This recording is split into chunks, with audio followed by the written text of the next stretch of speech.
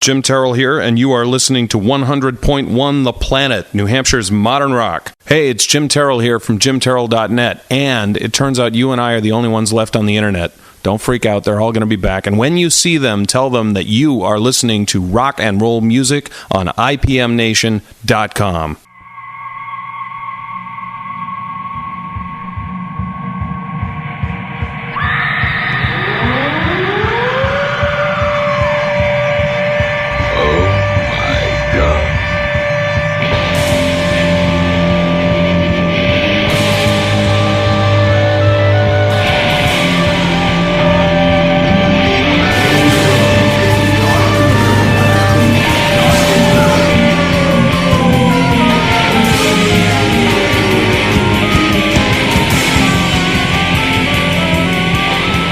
Local Outbreak on 100.1 The Planet, New Hampshire's modern rock. Matt Connerton from IPMNation.com sitting here at Styling Souls in downtown Manchester, New Hampshire. And our guest this week, Jim Tyrrell. How are you, Jim? I'm doing great. It's great to be back. Good. Yeah. When did we have you on the show? Was it last winter or spring? It was in April. It was in April. Good memory. And yeah, some stuff has happened since then. Yeah. It's funny that I'm coming back right now, actually, because not long after I did the interview with you guys, a bunch of gear got stolen from my car. Really? I lost a guitar, lost a bunch of cables and stuff, and only about a week ago I got that stuff back. Yeah. So, it's funny. I went through this big, long thing, and now everything is pretty much the same as it was, and now you're interviewing me. Excellent. So all I can say is it's been crazy, but I'm pretty much where I was the last time you talked to me. All right. Well, we'll catch up on everything that you went through to get back to this point. Uh-huh. But why don't we open with a track? What do you want to play? Yeah, let's do that. Let's run a track off of the new album, Onward to Yesterday. It's the most recent CD. Okay. This one's called Elegy for Industry. All right, very good. This is Elegy for Industry on Local Outbreak on 100.1 The Planet. Come down to the city with me. We'll poke around in what used to be. We'll go sailing on the blacktop sea to the bones of the industry. We'll get drunk and we can break a few things. Don't you worry about the trouble it brings. Nobody cares about you or me or what's left of the industry. We came in back in 73, all smiles and opportunity, and promises they knew they would not keep. We knew it too, but we were in too deep. We swallowed hard and we closed our eyes. Any port's home in a storm this size. We let them build on a handful of lies. So what I got to show you shouldn't be a surprise. But come down to the city with me. We'll poke around in what used to be. We'll go sailing on the blacktop sea to the bones of the industry. We'll get drunk and we can break a few things. Don't you worry about the trouble it brings. Nobody cares about you or me or what's left of the industry. They took the hopes and the dreams of this town. They drove them right straight into the ground. And once the benefit couldn't be found, you knew that they wouldn't be sticking around. They slithered off like a well-fed snake when there was no more money to make. And who am I to say it was a mistake? Because maybe we all need something to break. So come down to the city with me. We'll poke around in what used to be. We'll go sailing on the blacktop sea to the bones of the industry. We'll get drunk and we can break a few things. Don't you worry about the trouble it brings. Nobody cares about you or me or what's left of the industry.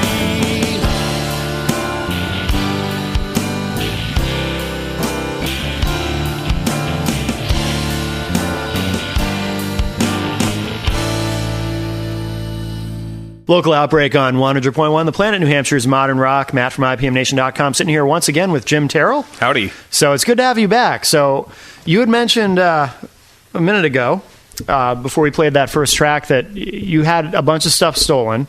I did. Yeah. That's actually a common story among a lot of musicians, unfortunately. Yeah. What happened in your case? Well, it was graduation weekend. I live in Plymouth, and I got in late from a show and forgot to lock my car. Of course. Oh, really? Yeah, so it really wasn't even that difficult a thing to do. But yeah, when I woke up in the morning, my guitar was gone and a bag full of cables and stuff no like kidding. that. I had a show at 1 o'clock that afternoon, so I had to kind of scramble and take my music studio apart to get the gear to get through the show. And eventually I ended up buying a new guitar to get through. But one of the things the police said to me is, you'll be really surprised how dumb criminals are. And I kind of thought that's just one of the things they say, and maybe they don't really to make you feel better. Yeah. But sure enough, it was a month later, and the kid who stole my guitar tried to sell it back to the store I bought it from. Right. And they recognized it immediately. They had him arrested. Oh, no kidding. Excellent. He actually gave all of the stuff in as evidence, and it was all still in good condition. Really? Good. It sat for about 2 months, though, because the courts are as fast as they are. Oh, sure. But yeah, just in late September, I actually finally got everything released back to me. So I've put my music studio back together, and I can actually start, recording some stuff again. I'm really excited. Is the kid in jail? What happened to him? He paid a fine, from what I understand. Yeah. I don't even know how much he paid. I don't know who he is. Really? Yeah. I didn't really have any contact with him. I'm just, and a lot of people told me, you really got to nail it to this guy. Sure. Too many people will just say, "Oh, I'm so happy to have my gear back," and it's kind of a tough thing for me to answer. I'm obviously glad to get the stuff back, but he needs to do his time as it is. But I figured I'll let the court decide what that is. Yeah, well, I think that's healthy. And yeah, that's how it worked out.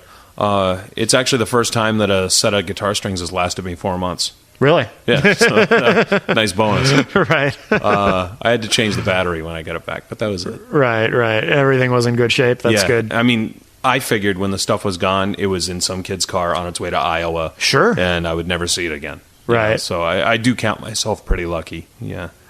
And who did he try to sell it to? What store? Oh, the Vintage Fret Shop right in Ashland. Yeah. I was shopping local, and those guys have always been real good to me. So, and it's always such a weird thing to think, I don't want to put these guys in a position of having to apprehend somebody or having to confront this, but they were really gung-ho about it. They're like, if we see that thing, man, we're going to take care of you. And good. Yeah, they really went above and beyond. Yeah. That's nice people over there. That's great.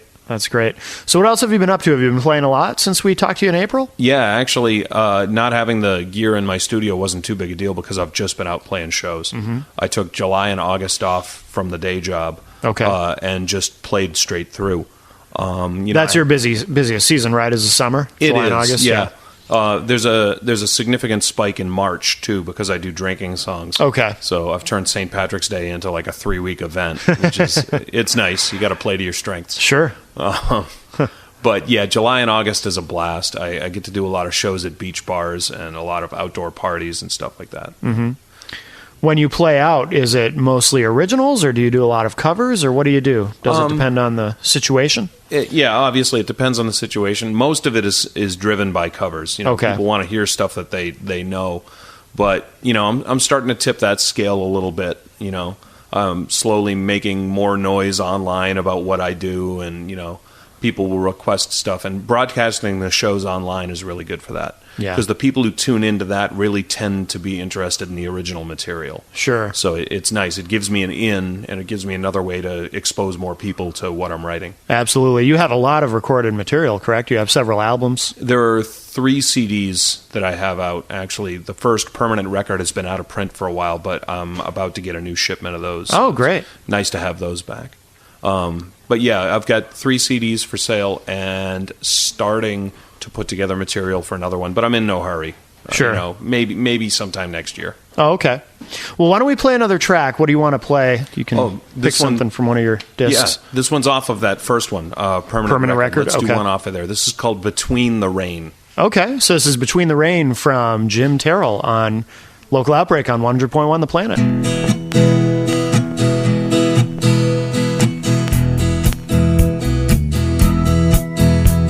Coming from the rain and you kick off your boots in the kitchen.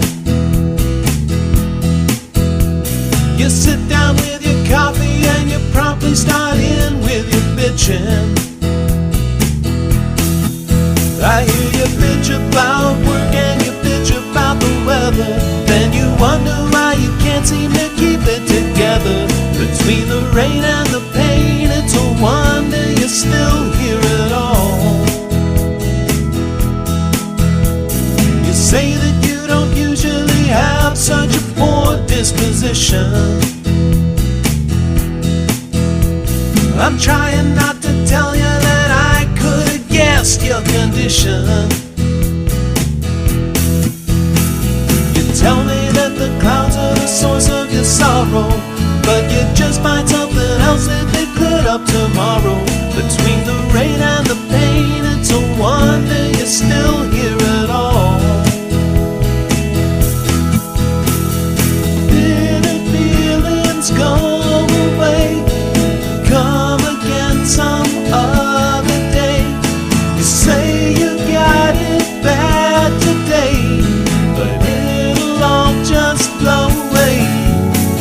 It's probably not my place to say. You said the same thing yesterday.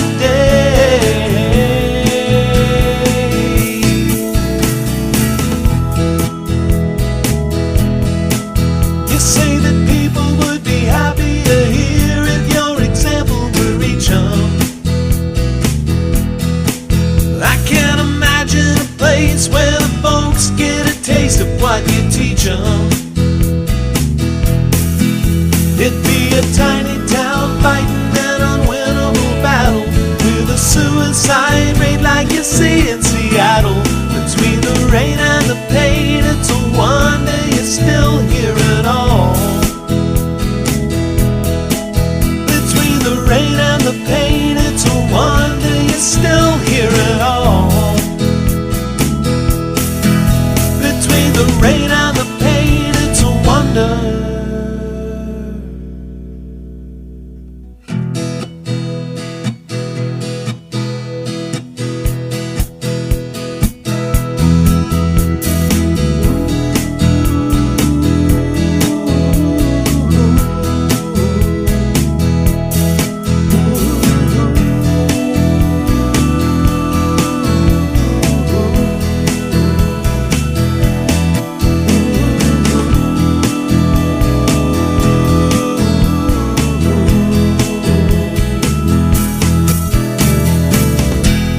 Okay. The solo show works real well with it.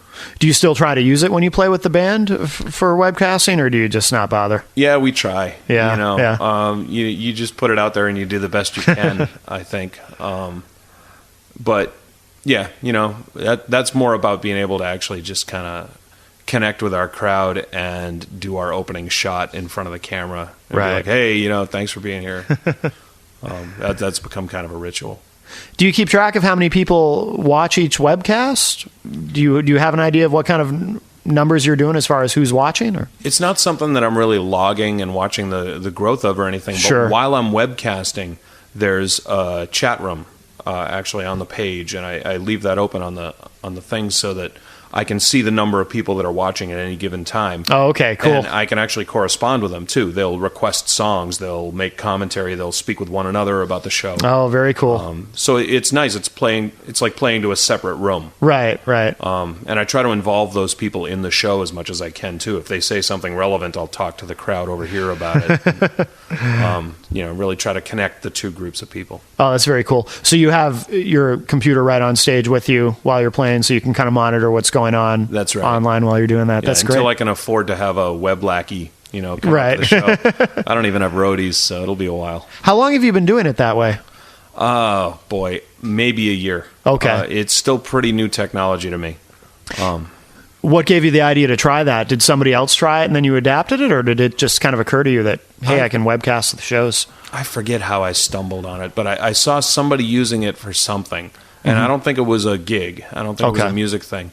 But once I looked at the thing and realized, oh my God, I can put this camera in front of what I'm doing. Right. The next show that I had, like the following day, I went out and tried it. It's just one of those things, you can wait and really refine the idea and then launch it, or you can just jump in. Sure, yeah. And that's kind of what I decided to do. Right. Do you ever run into people at the shows who don't get it? Maybe some drunk guy who comes up to you and he's like, oh, what's with the computer? Yeah, and you'll definitely run into people, depending on where the thing is placed, where they get really nervous about it. They don't want to be on camera. Oh, okay. Yeah. And usually I tell them, I don't think either of my fans is really going to be offended by it. I don't have a great, listenership. But, some people just get self-conscious about that. Sure. You got to respect that. Sure. Does it change how you perform in any way, knowing that you're on camera? It does, for sure. Especially because I've got a small group of people who will tune in regularly. Mm-hmm. And that means you're playing to the same people. You don't always get that when you're popping from room to room. So there's this impetus to stay fresh, to change the material, to really, stay kind of, fresh about it, I guess. Sure. So it does change how I approach things, And like I said, they're also more into the original stuff, so that's very gratifying. Right. And it gives me a chance to do more of that. Right. Do you utilize other social media to really promote to promote everything that you do, but especially the webcasting? Yeah, Facebook is the big one. Okay. I was at a social media seminar here earlier. Well, I guess it was late September, and I think they said that half of the people in New Hampshire are on Facebook now. Okay. Yeah. And that really changed my mind about. I know someone who's not. But. Yeah, for everyone that is, there's somebody who's just like, no. Yeah. Right. Thanks anyway. Right. But. I'll just find them some other way. I don't know, take a Yellow Page ad out or whatever it is that they do. Sure. But, once I saw what the numbers were, I really had wanted things to happen at jimtyrrell.net, primarily. But it makes sense to go where the people are. Absolutely. So I really have started working more with Facebook and really making everything available there. Uh-huh. Okay. And now you mentioned your website, jimtyrrell.net. Yeah. I assume there's a link to your Facebook page on there. Oh, indeed. What else is on there? Is all your music available on there? Or what can people find when they go to your site? Yeah, they can listen to the entire new CD. Okay. It's all streamable right on there. Great. And obviously there's a calendar. They can take a look at where the next show is. And generally just, blog posts, tales from the road, that sort of thing. And the CDs can be purchased there as well. I sell them online. Okay. And I assume you have a lot of pics from shows. And do you archive the actual webcasts of your shows on the site? That's an interesting thing. I do a little bit. There's a couple little samples of things up there, but I really feel like I want people to tune in when the show is happening. Gotcha. I want it to still have that live impetus. So I haven't really just been recording shows and leaving them up for future broadcast or whatever. Mm-hmm. But one of these days, I'm going to actually record a full show and just leave it up there as kind of an example thing that people can go to. And maybe I'll just keep one. I'll record them, and if I get one that's better, where I'm like, oh yeah, I remembered the words to Goodbye Yellow Brick Road this time, then I'll just leave that one up as the default. I don't know. Right. Cool. Well, why don't we play another track? What do you want to play? Oh, sure. Let's see. What haven't I played? Well, let's try this one. This was a Song Fight title. Song Fight is the online songwriting competition that I participate in from time to time. Yeah, I want to ask you about that in a minute. Yeah, okay. Definitely. Well, the song title they gave us this particular week was God Hates Penguins. Okay. And I'm sure it was inspired by the movie March of the Penguins. Yeah. This is my Beatles-esque take on that. Cool. All right, so this is God Hates Penguins by Jim Tyrrell here on Local Outbreak on 100.1 The Planet. Every creature, great and small, they say the Lord God made them all, but I would question what he calls okay.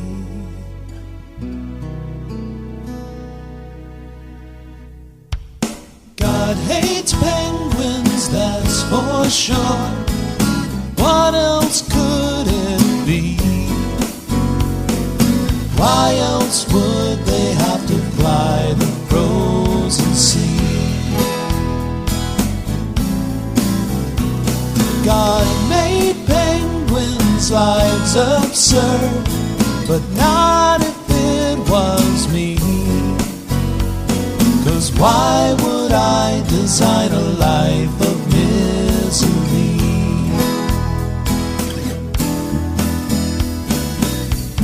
He who made the mighty owl made the flightless waterfowl. It makes me wonder if it's just a game. God hates penguins, I suppose, and only God knows why. It makes me wonder what he thinks of you and I.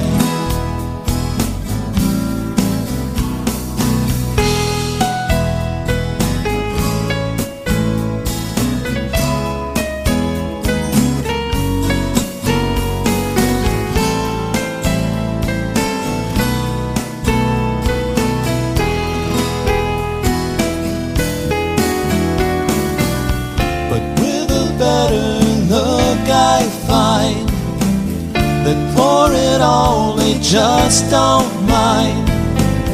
And is a life untested a life at all? Does God hate penguins? I don't know. Sometimes it seems that way, but we may find that he could change his mind someday. And through the sky we'll watch the penguins fly.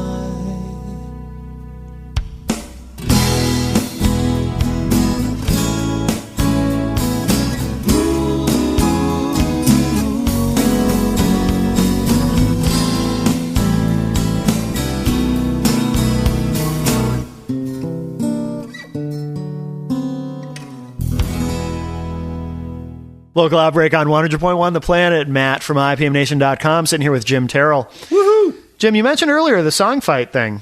That's what is that, an online contest? It sure is. Songfight.org. It's been going for 10 years now. Hard to believe. In 2000, they started. They posted a song title, Golf Punk Drives a Cadillac. And it was sort of a small group, like 3 or 4 people knew about it, and they were just like, we're all going to write a song for this title and then see who wins. And it has grown into something that really has a lot of participants all over the world, but it's still kind of the best kept secret on the internet. It hasn't blown up to the thing that you think it might become. Sure. And people for years have been saying, man, this is going to get out of control, and it never seems to. You know, it's always a tight-knit community of people who are just crazy enough to write a song in a week. Do you know how many people typically enter? Does it vary a lot? Or do they tell you that, how many people have entered? Or oh, yeah, you definitely see, because they post all of the entries on their website, and you can vote on which ones you like. So sometimes there will be 6 people who will write a song. Sometimes there will be 35. Oh, okay. You know, somewhere in there usually. Okay. So they all get posted, and then everyone votes.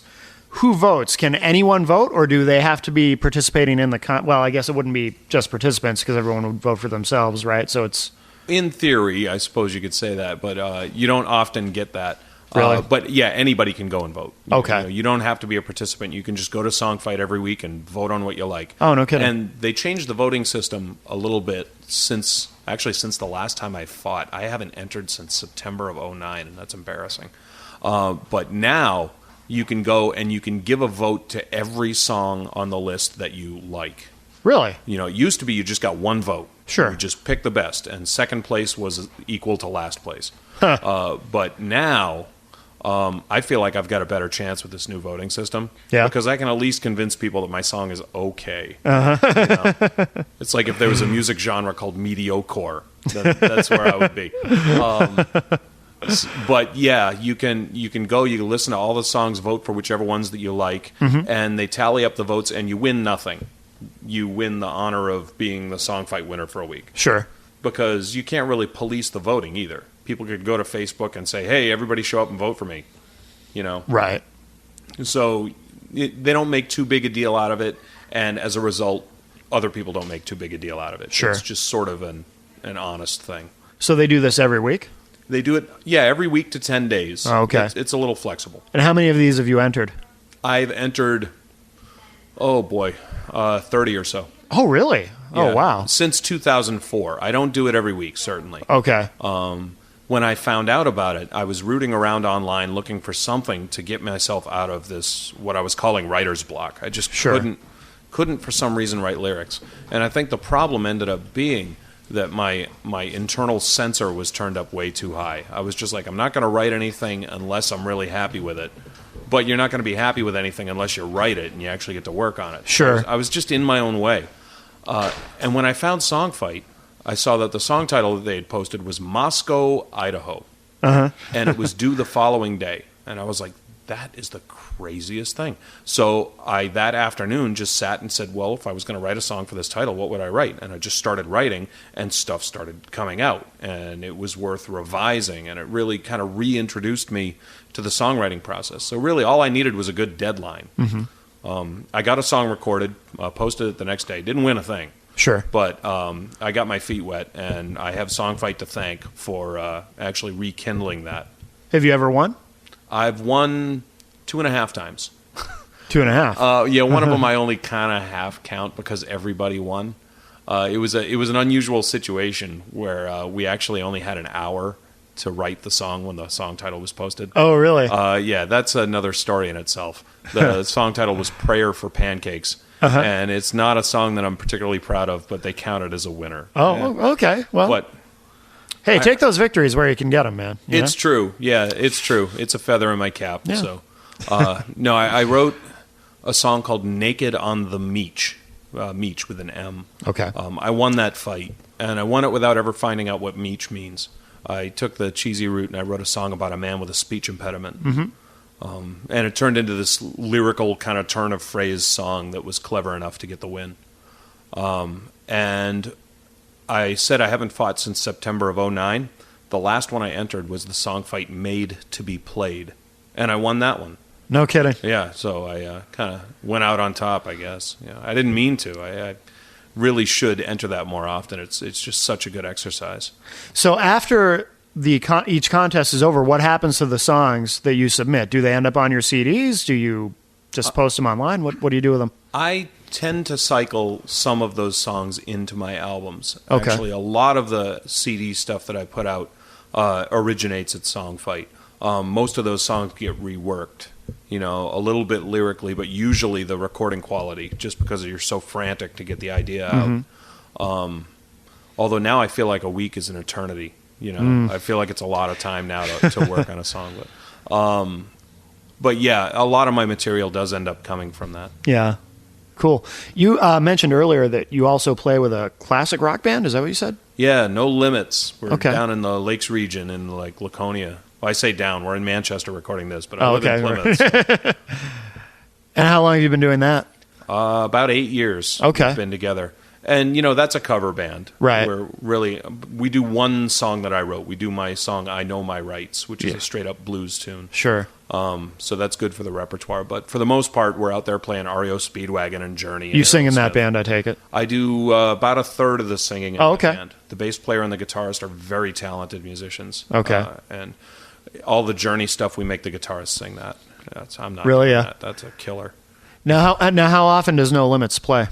We're playing once or twice a month. Okay, because I was going to say you play a lot of shows as a solo artist, so you must not have a tremendous amount of time, I would think, for the cover band. And it does conflict a little bit. We have another keyboard player who will fill in on the occasions where I have a show I can't get out of. Sure. But for the most part, I try to be there because it's such a great time playing with those guys. Yeah.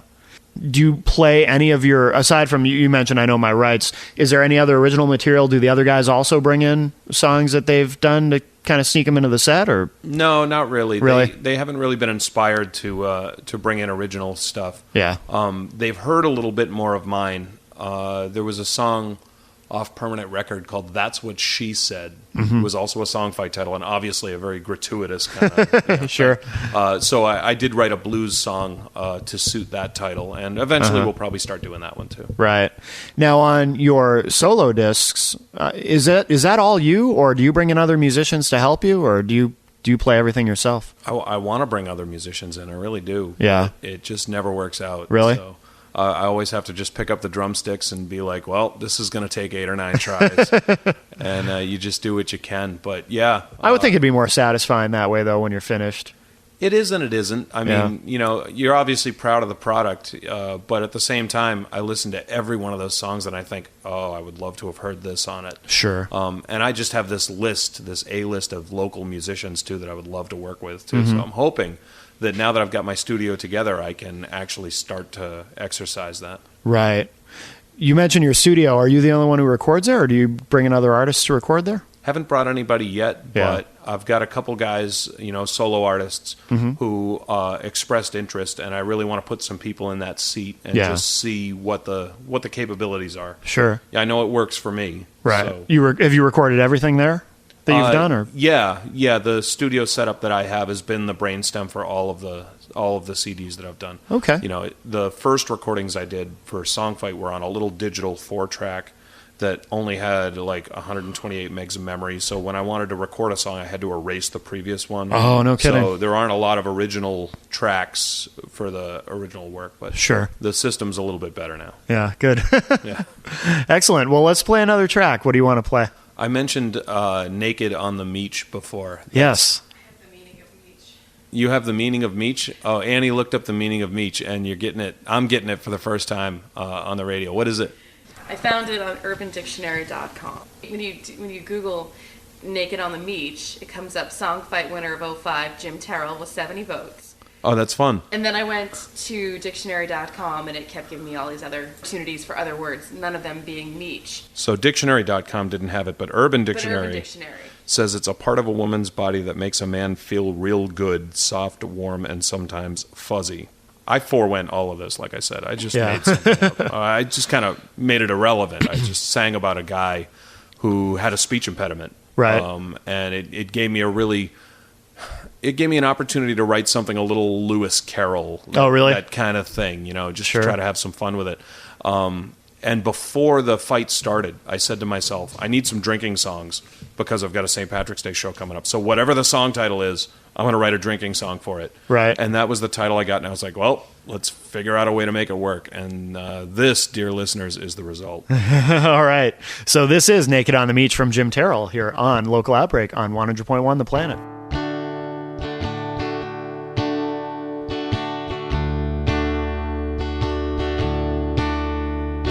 I have a speech impediment some people cannot bear. I've tried my best to cure it, but it's way beyond repair. I have no explanation for this thing I cannot say, but I can tell you that it helped me out the other day. I was miking to the grocery store to get a rack of beer. I'd always hoped that booze might make the problem disappear.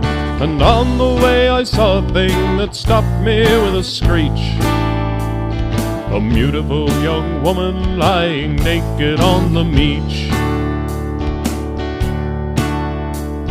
Now I had not been lucky with the fair sex before, 'cause when I tried to mutter them up, they laughed and hit the floor. But here I'd seen an angel and I knew I had to try.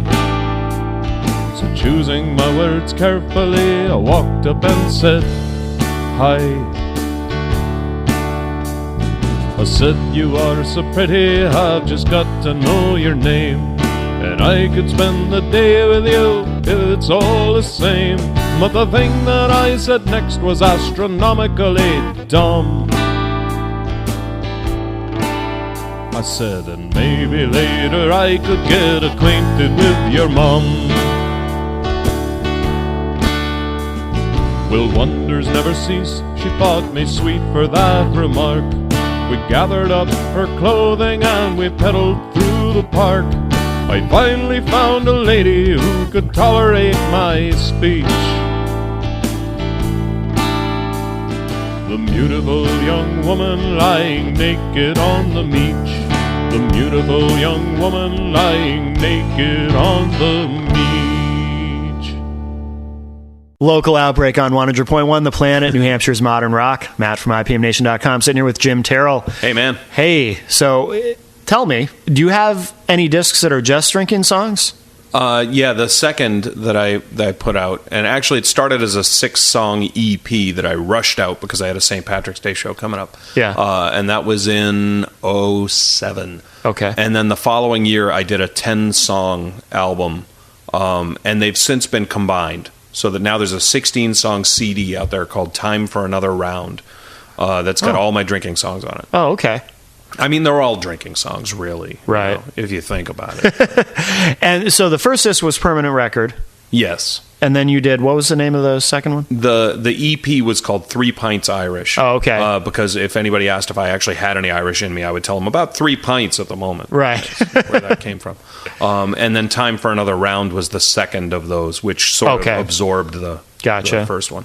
And then you have your most recent one is... That's Onward to Yesterday. And what is the meaning of that title? Does that have any specific meaning? It's the first line of the last song on the album, which is called Proud. Okay. And that was a song fight title, too. And with a title like that, you can go almost anywhere. Mm-hmm. It's one of those titles like Hey Ruth, or one of those where you're just like, I really wonder what people are going to come up with this. And it was sort of as close to a love song as I am likely to write. I have always felt that the idea of the love song is just overplayed and just overdone.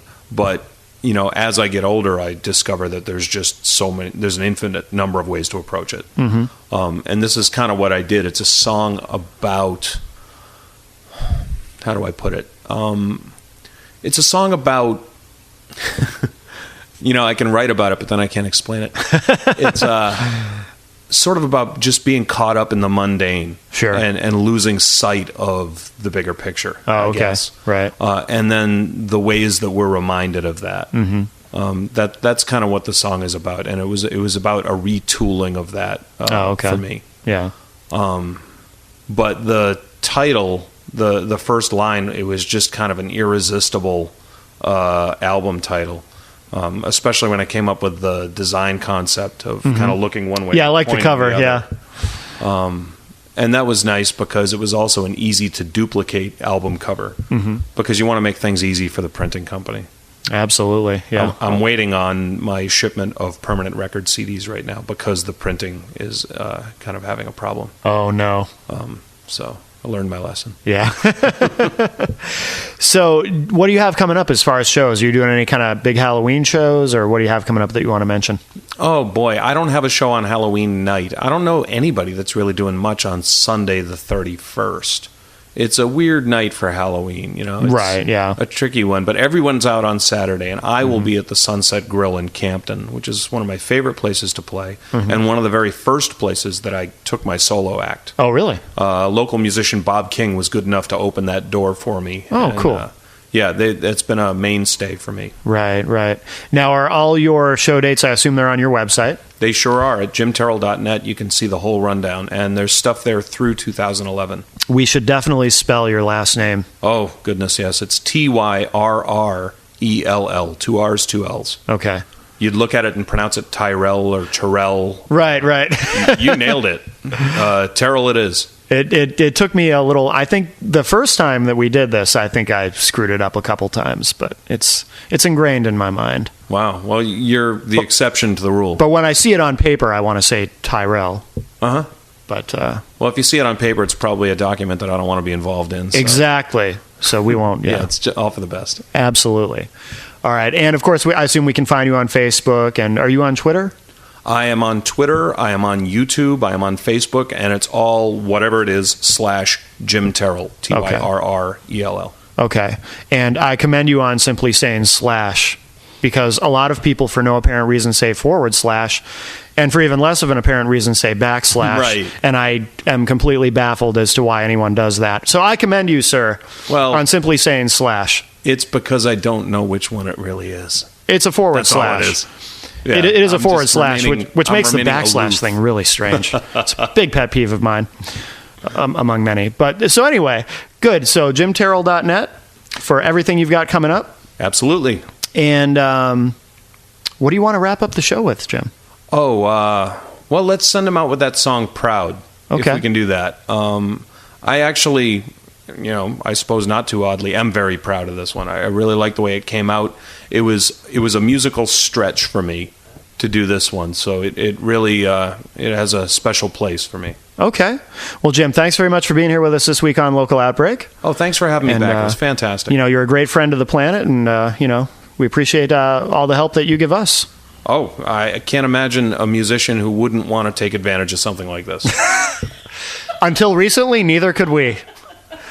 So thanks for being here, and I want to remind everyone to stick around for Out of the Box. Fires. Yes. That's true. So stick around for Out of the Box with Amber Cool here on The Planet coming up after this, and we will leave you with Proud from Jim Tyrrell here on Local Outbreak on 100.1 The Planet. Woo!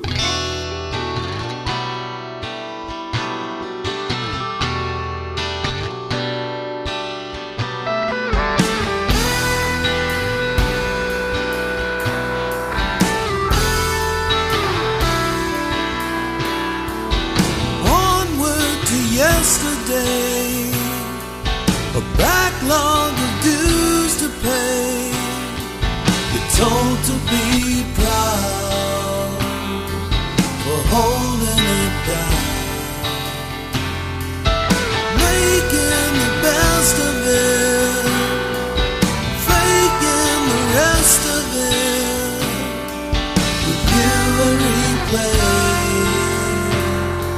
the last wasted day. Then you rise in the light of her eyes, and you find this is why you're alive.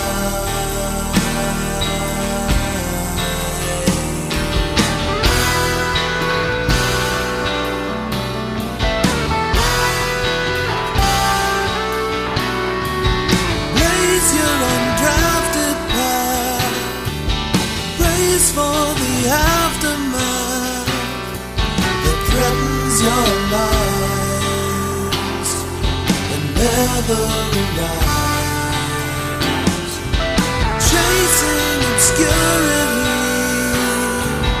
facing eternity. You're told to be proud for waiting it out. Then you rise in the light of her eyes, and you find this is why you're alive.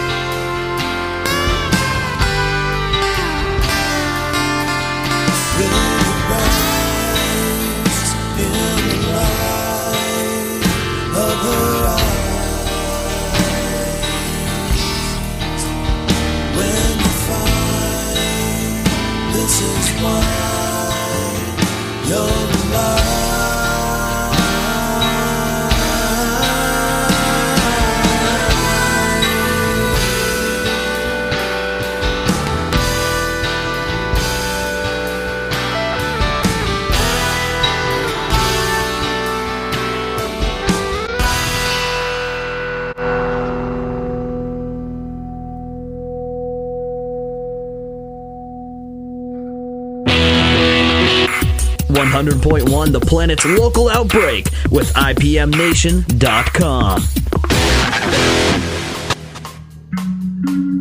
The Planet's Local Outbreak with IPMNation.com. This week's show featuring Jim Tyrrell was engineered by Jim Tyrrell. The Planet's Local Outbreak is recorded weekly at Styling Souls on Elm Street in Manchester and is hosted by Matt Connerton of IPMNation.com. Local Outbreak is produced and edited by Annie Biello of 100.1 The Planet. For more information about this program and featured artists, log on to WPNHFM.com and click on the Entertain Me page. Local Outbreak is available to download and listen to anytime online, IPMNation.com/Local Outbreak.